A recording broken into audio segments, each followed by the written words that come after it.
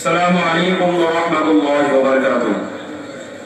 ইসলামী শাসনতন্ত্র ছাত্র আন্দোলন কেন্দ্রীয় কমিটি কর্তৃক আয়োজিত অর্ধকারী কেন্দ্রীয় সম্মেলন 2021 উপস্থিত ইসলামী শাসনতন্ত্র ছাত্র আন্দোলনের কেন্দ্রীয় সভাপতি সহ ইসলামী আন্দোলন বাংলাদেশের কেন্দ্রীয় নেতৃবৃন্দ, ছাত্র আন্দোলনের বিভিন্ন শাখার নেতৃবৃন্দ, সবাইকে জানাই ইসলামী আন্দোলন বাংলাদেশের পক্ষ থেকে আন্তরিক শুভেচ্ছা ও মোবারকবাদ।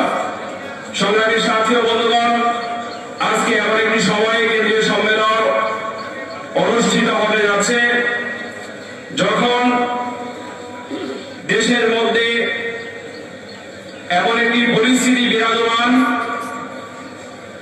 মানুষের মধ্যে যেভাবে সৌহার্দ্যপূর্ণ সম্পর্ক থাকার কথা, পারস্পরিক যেভাবে মিল মহব্বত থাকার কথা, সেই পরিস্থিতি এখন বিরাজমান নেই, ঠিক কিনা বলুন আমার?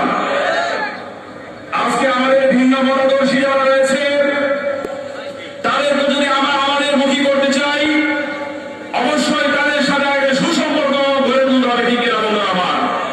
কিন্তু সুসম্পর্কের পরিবর্তে আমরা আমাদের বিরোধীদের সাথে যদি কর্কশ ভাষায় কথা বলি, তাদের সাথে যদি আমরা আন্তরিকতাপূর্ণ সম্পর্ক যদি বজায় না রাখতে পারি, ইসলামের যে সুমহান আদর্শ রয়েছে সে আদর্শের দিকে তাদেরকে ধাবিত করা কঠিন হয়ে পড়বে, ঠিক কিনা বন্ধুরা আমার?